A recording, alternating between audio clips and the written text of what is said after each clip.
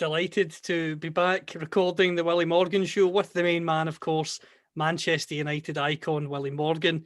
Plenty to talk about this week. We've got Manchester United to talk about, a few questions coming in about Scotland, and we've also got a shout out for a listener, Willie, who's got in touch from Greece of all places. He never misses a show. Oh my goodness. That must be Jan Monson. Elvik, he's called. Jan, if you, obviously, I know you watch the show. I hope the weather in Greece is better than it was here today, because I got washed out. I couldn't golf today. Been absolutely distraught. But my pal, Graham Woodhouse, he's actually gone out in the rain to play. So anyway, all the people in Greece, I hope you enjoy the show. You must enjoy it because, you know, Callum's very bright and he knows all the answers and he just prompts me.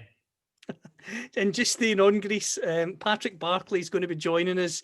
Not this, he was going to be joining us this week, but he's out visiting his daughter in Greece, funnily enough. So he's going to wait until he's back home, because we did a test run yesterday and his connection wasn't great. So he wants to wait until he's home and he can do it properly. So we're looking forward to welcoming Patrick to talk about Sir Matt Busby. He's written a book about him, and I'm sure Willie will give him some things he's never heard as well. There's lots of things that he's never heard of regarding the gaffer. Yeah, I'm looking forward to having a chat with Patrick. You know, he's very rare. In my time, there was probably 3 exceptional journalists and writers. One was a guy called Brian Glanville. Anyone watching, look him up. He used words that us footballers had never heard of. So he was very, very bright. Hugh McIlvanney, another great. I mean, these are the greats. And a lad called Rob Hughes, who he was with the Times, I think, Rob. He was another great. And Patrick Barclay comes into that category, in my opinion. So I'll be delighted when he does come on.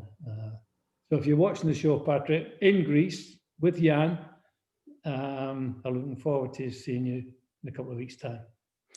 Well, time to talk football, and I suppose we have to be brutally honest and start with it. Manchester United 1, Tottenham 6. Your reaction when you saw the result and watched the game? You know, how many times on the show have we said, and I've said, we have no defence. We have no back four. None at all. I mean, they're dreadful. Absolutely. It's taken a double-decker bus through. I've said it before. In the midfield, Matic and Pogba, heartbreaking. They shouldn't be there. I mean, I keep saying that's the reason he got the job in the first place. And he's still got the players who got him the job. They're not good enough. And he has to change it quickly. I mean, the back four is dire. It was like children's playground the other day. You can't believe what they were doing. Bolly and Maguire, my God. I mean, sure, none of them. They're just not good enough.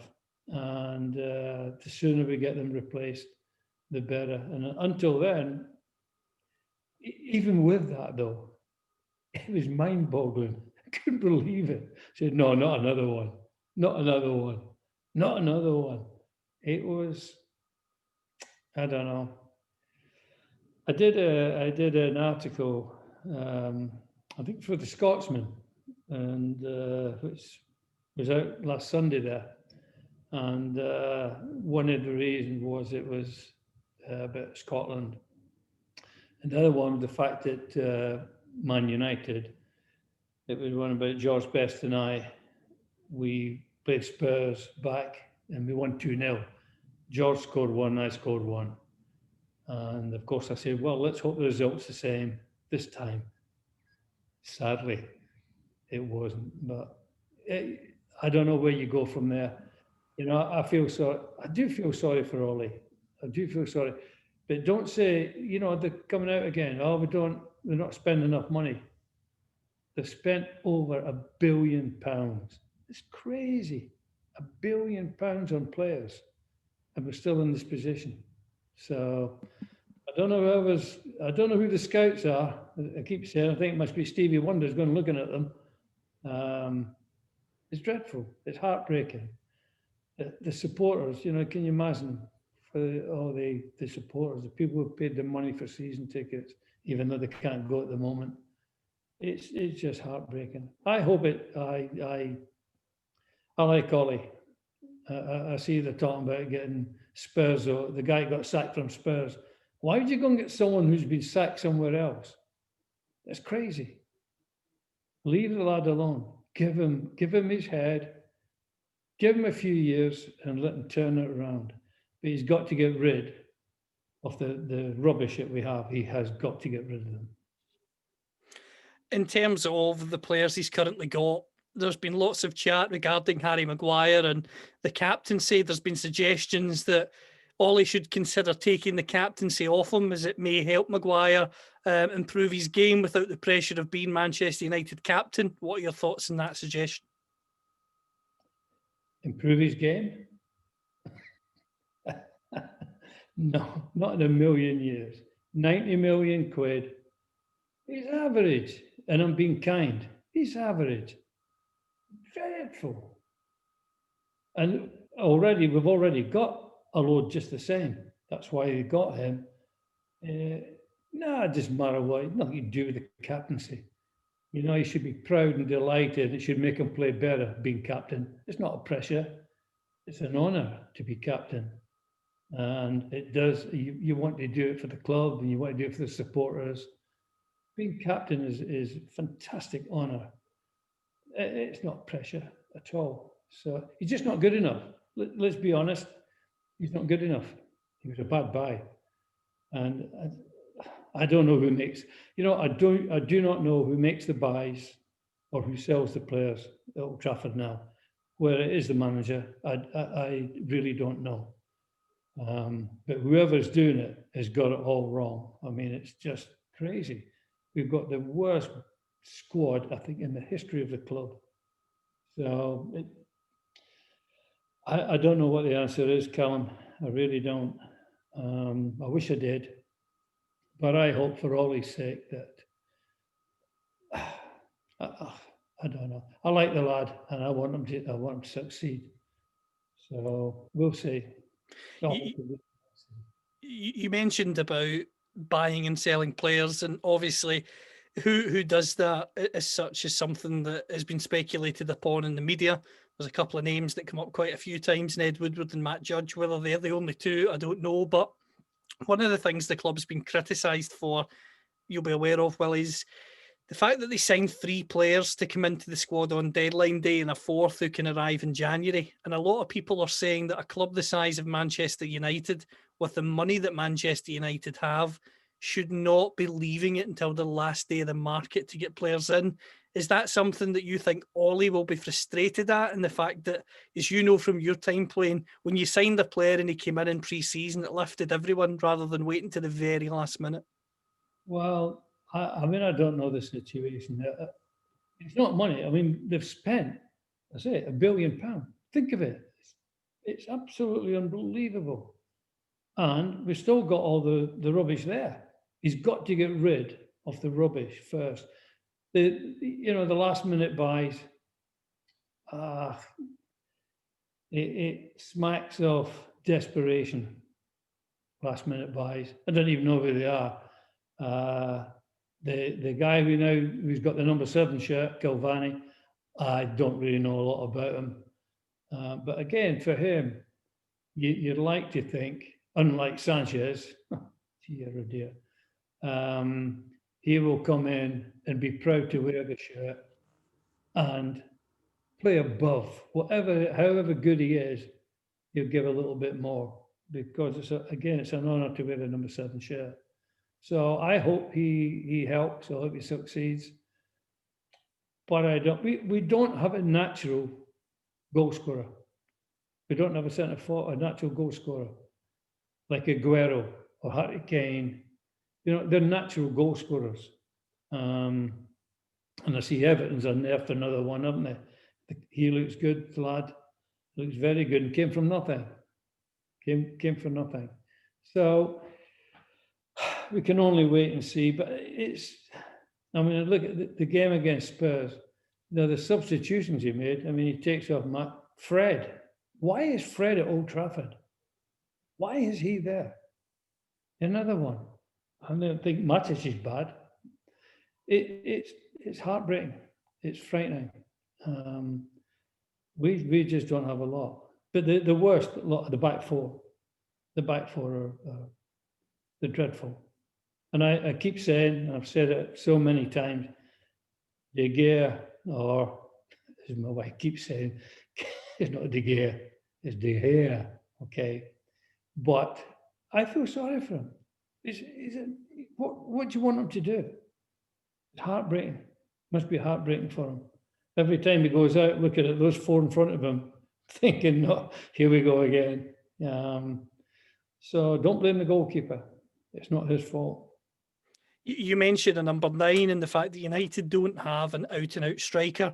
We did see England when they played Belgium coming up against a former United striker in Romelu Lukaku, which raised questions. Should United have let him go without replacing him?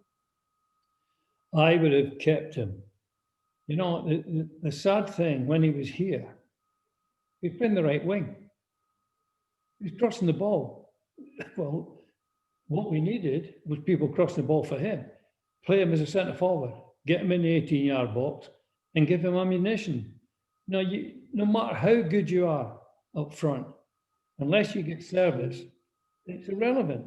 And unfortunately, because we're under so much pressure at the back, people are overrunning us and midfield. The people up front are getting starved.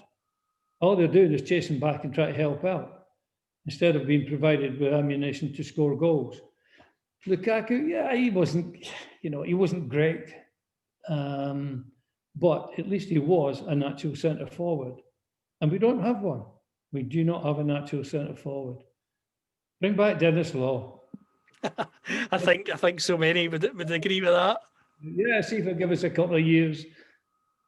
Absolutely. I think that's something that we welcome with open arms. If we can find another Dennis Law, then please let's find one.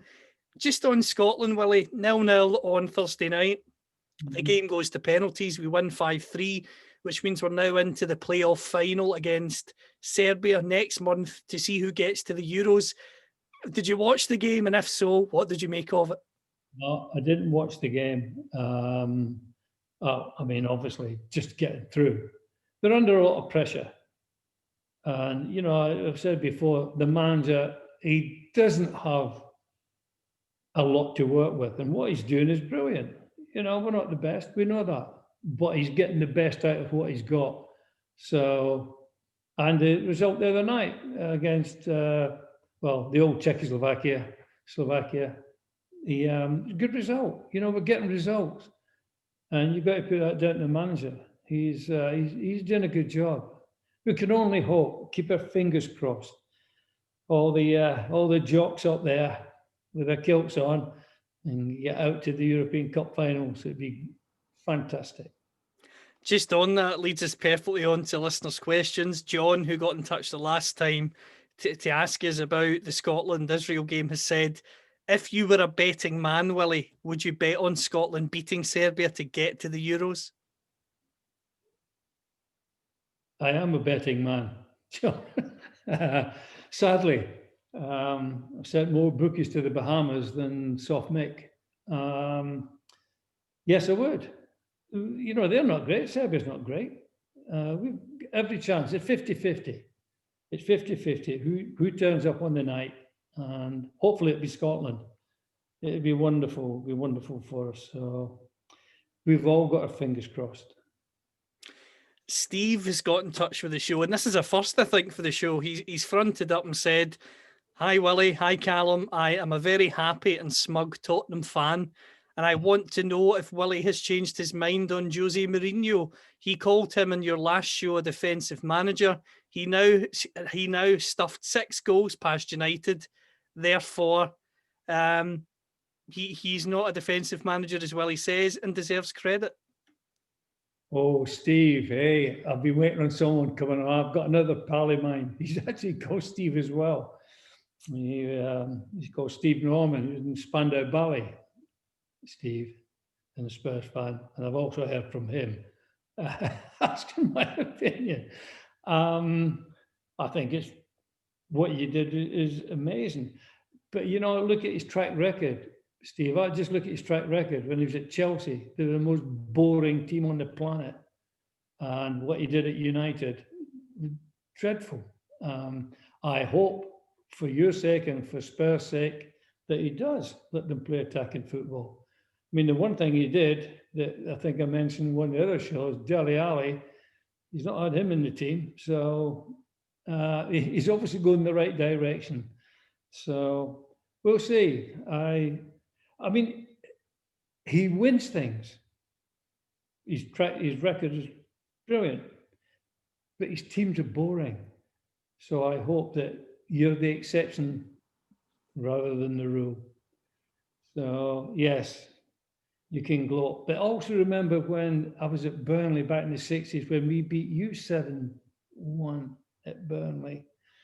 I won't mention that either. Oh, I did. I just mentioned it. But no, I mean, I wish everyone good luck. And Mourinho, I got nothing against him personally. Just talking about what he's done and how he looks to do things. You've got a great centre forward. And if I was your manager, everything would be geared to getting balls in the box for Harry Kane. I'd fine him if he came out the opponent's 18-yard box. I would just get service into him, create chances all day long for him, because you've got something that most people don't have. He's a great goal scorer. So hopefully Mourinho, for your sake, will use him and play attacking football for a change. Josh has got in touch, and I have to be honest with you, Willie, I think these are the toughest questions we've had coming in. Josh has asked, I'm a very frustrated Manchester United fan, and I feel that Ole Gunnar Solskjaer is getting an easy ride because he's a club legend. Should he be sacked now? No, Josh, no. I said the one thing, when he came, we were in dire straits when he came. Absolutely diabolical, struggling really badly. And he got us winning. He turned it around. He got us winning. Okay, so it's not carried on. We knew it was going to end at some stage because he had to change players. The problem that Ollie's had, and I don't know, I just said earlier on, I don't know whether it's his problem or someone else at the club. He has got to sell the players that got him the job. The dreadful players. That's why he got the job, but they're still there. Now, whether it's his decision or someone else's, Josh, I don't know. He's not got the job because he's a club legend. He got the job because the people that were there before were dreadful. And I mean, 50-50, okay, we've had a bad start. Obviously, we know that. But up until now, he's done really well with what he's got. The only thing is, you look at the players that, and I keep going back to it, whether he bought them or someone else bought them and said, put them in the team. They're just not good enough. Maguire, dreadful buy, absolutely dreadful. He's made it worse. We didn't think we could get any worse, but it has. It's heartbreaking. So I don't know I wish I did know the answer. Other than applying for the job myself, Josh. I can bring you along as my assistant manager, and we could see what we could do. Simon's got in touch, and he's got a question for me, which is bizarre. Normally the questions are for you, Willie. He's simply asked, Callum, what's it like working with Willie Morgan? You're in a position that lots of Man United fans would dream of. Well, to answer your question, Simon, I can only say that it's an absolute honour and privilege. I really enjoy working with Willie, and I realise how lucky I am to work with a legend of football. So I'm glad you're enjoying the show, and as I say, it's a pleasure for me to be working with him, and I just hope you continue to enjoy these shows because I realise how lucky I am. He's not lucky, Simon. He's not lucky. I'm lucky because Callum is brilliant, and without him, obviously, the show wouldn't happen. So he's been very modest, very modest. In fact, I'm going to give Solskjaer a ring. I don't know what position Callum plays, but maybe he could get a game next week for us if we could sign him. What position do you play, Callum? When I played in central midfield, and to be honest with you, I think I would be a wee bit quicker than Matic. I told you I've got a tree in the garden that's quicker than Matic. I think maybe we need to make that phone call, and we need to either get myself or that tree in the centre of the park. Absolutely. Martin's got in touch and he wants to know, back to you, Willie. He said, if you could play in another European league that's not England, not Scotland, of course, where would you play and why? Spain, because they play open football. It's good to watch. As I said, over the years, obviously, I watched Barcelona. Originally, I used to watch Real Madrid, the old Real Madrid team. And then, of course, when Messi arrived, I started watching Barcelona because of him. When he made his debut, I was actually watching the match. And it's just, they play open, they play open football. And also, it'd be nice to play in the heat. So there's nowhere else, I don't think. I mean, Italy is hard. It's messy. It's not. They don't play flowing football. It's a little bit of a battleground in Italy, and the other places not really. So yeah, Spain would. If I said I had a chance when I was 16 to go to Real Madrid,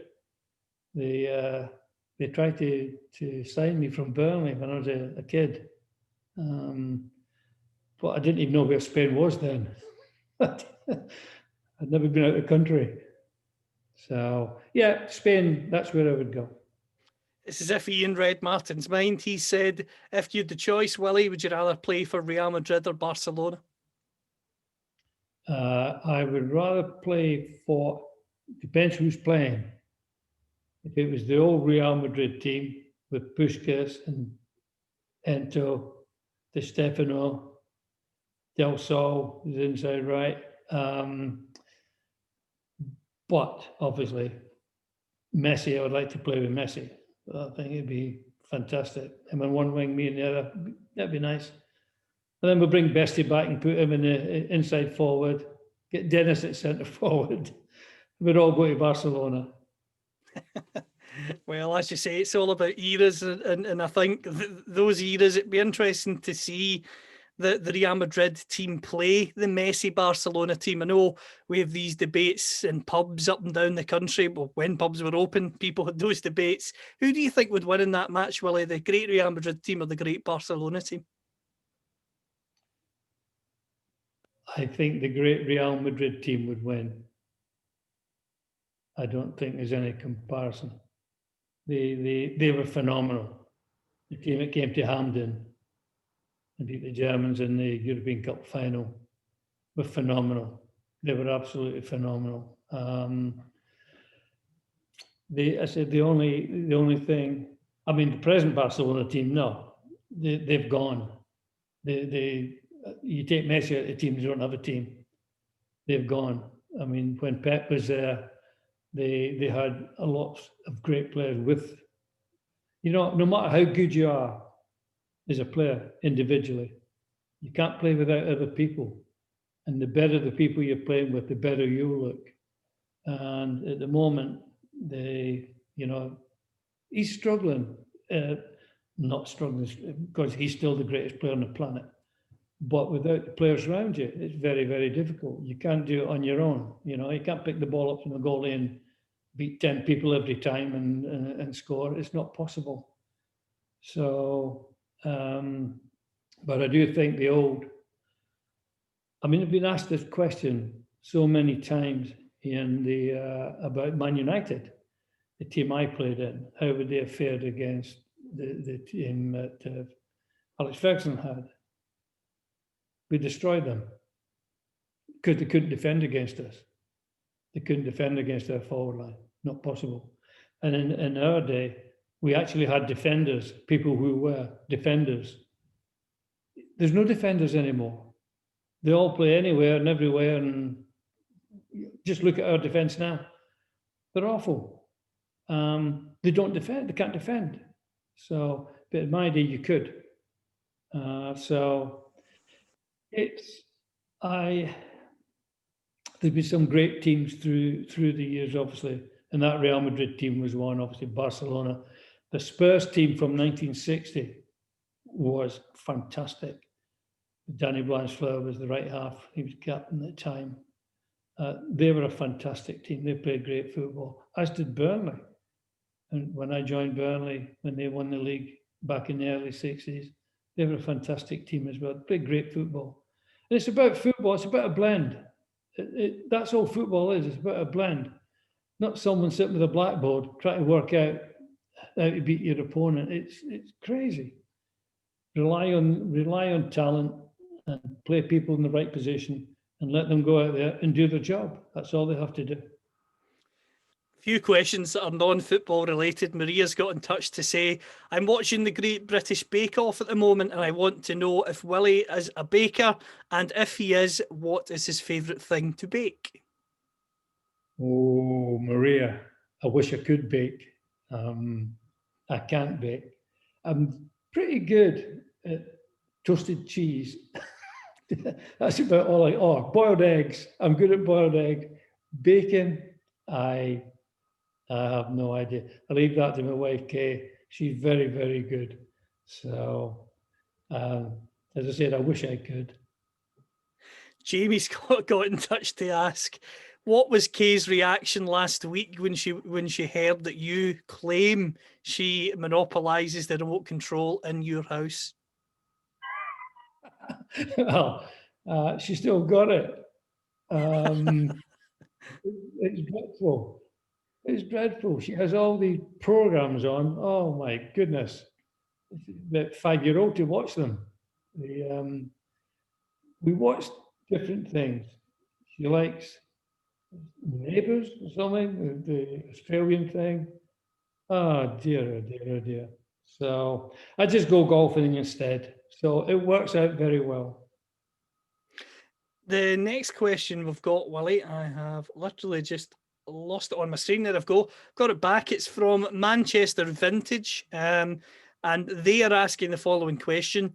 I've never seen any photos of Willie during the second division celebrations versus Blackpool. Did Doc keep him away from the celebrations? Yes, he did. Yes, he did. My dear friend, Mr. Thomas Docherty. Yes, he did. We were, well, I didn't know we were at loggerheads. We didn't know it was that bad at the time. Until I was driving home in my car and found out he'd put me on the transfer list. It was the first I'd heard of it. But no, things weren't good between him and I, and it's sad. It was sad, but never mind. You know, things happen like that, and he just got on with life. It was still great for the supporters. That was the main thing. But it'd been lovely to come down to Stretford End, especially the Stretford Enders. I mean, I love them. You know, they were brilliant. It'd be nice to celebrate with them, but maybe another time. Maybe another time. Maybe Ollie will bring me back when they win the league in a couple of years' time, and I can go down to Stretford End and celebrate our promotion. The next one that's come in is from a Burnley fan. It's from Alex. He's asking, when was the last time you were at Turf Moor, and would you consider coming back to watch a Burnley game when it is safe to do so? Alex, the last time I was at Turf Moor was when one of the lads that I was brought up with, Stan Turnent, was the manager. Stan and I, we were on the ground staff together, and obviously spent many years together as kids at Burnley. And when Stan got the job, he asked me, they were playing Man United, and he asked me if I'd come through and do the halftime draw or something that they had. They'd asked me many, many times, and I just said no. And I went through, and it was wonderful. It was wonderful. It was nice to go back. You know, great memories. Burnley, great memories for me. If you take Bob Rod out the equation, everything else was fantastic. The people in Burnley, and I say I've still got loads of friends there. Big Burnley fans, as I mentioned the other day. Alistair Campbell, Simon, Jason, massive Burnley fans. So now I still have a great affinity to Burnley. You know, don't forget I was 15 when I went there. So all my learning years were at Burnley. That's where I didn't leave till 1968. So no, lots of great memories, especially Andy Lockhead, big Andy. So Andy, if you're watching, I know those 4 goals you scored against Man United and you didn't get man in the match, because I did, and you're still griping about it. So I think I've told people, Alex, I used to see Andy quite a bit, obviously, until this has happened out in Tenerife. We stayed at the same complex, and it's the first thing he always says, how did you get man in the match? In fact, talking about Tenerife, I've got two of my great friends are exiled out there. They live there, and of course, it's like the moon at the moment. John Gannon and Graham Stanton. Graham's a Chelsea fan, and I'm not sure. I think John supports Celtic. So anyway, it's you know, I know they've had a little bit of a bad start this year, but I hope they come round and they do a good job, because it's a great club. It's a great club, and you know they work with nothing, and it's a credit to them. Grant wants to know, who's the most famous person you've ever played golf with? Oh, Grant. Oh, well, you'd have to ask them, I suppose. They all think they're famous.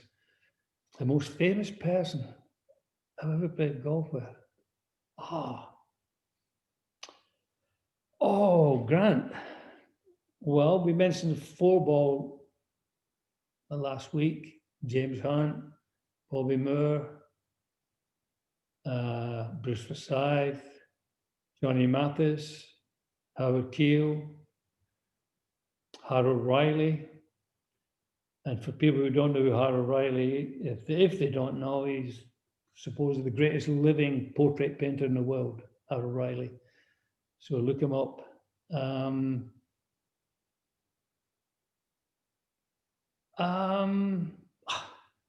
Samat, of course, who's a regular partner, so you didn't look upon him like that. You know, I've been lucky to play with lots and lots, and the pro golfers themselves. You know, played with most of the great pros. So any one of them, I think you could any one of them, Grant.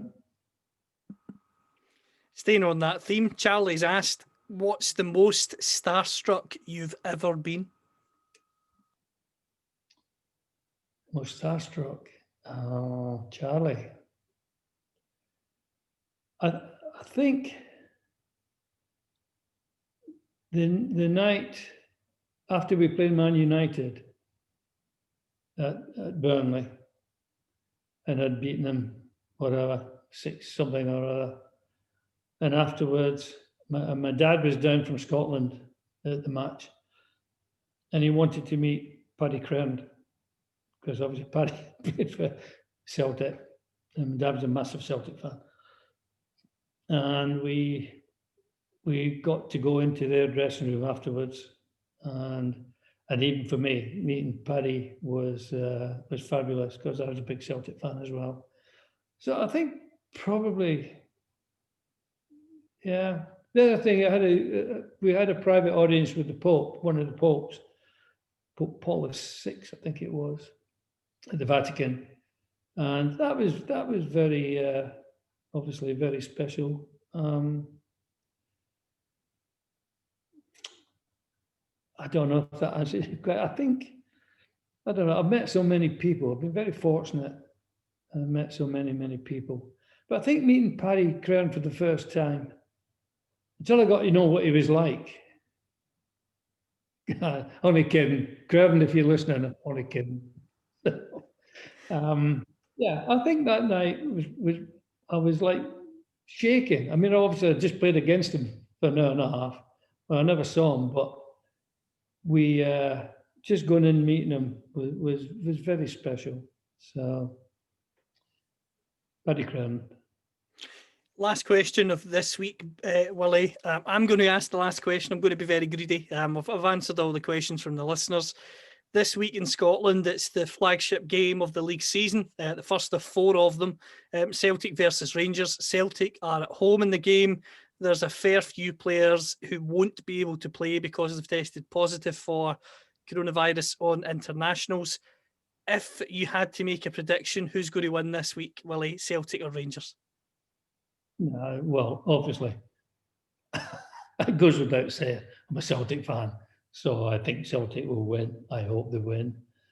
In saying that, again, I got so many of my friends who are Rangers fans and whatever. But I think, Celtic probably got the edge, still got the edge, even without the players. There's not a lot of difference. So 2-0 Celtic. There we go, Callum. You've heard it from Willie himself, 2-0 to Celtic. And once again, just before we go, thank you to everyone who's listening. We've mentioned our fans in Greece and beyond.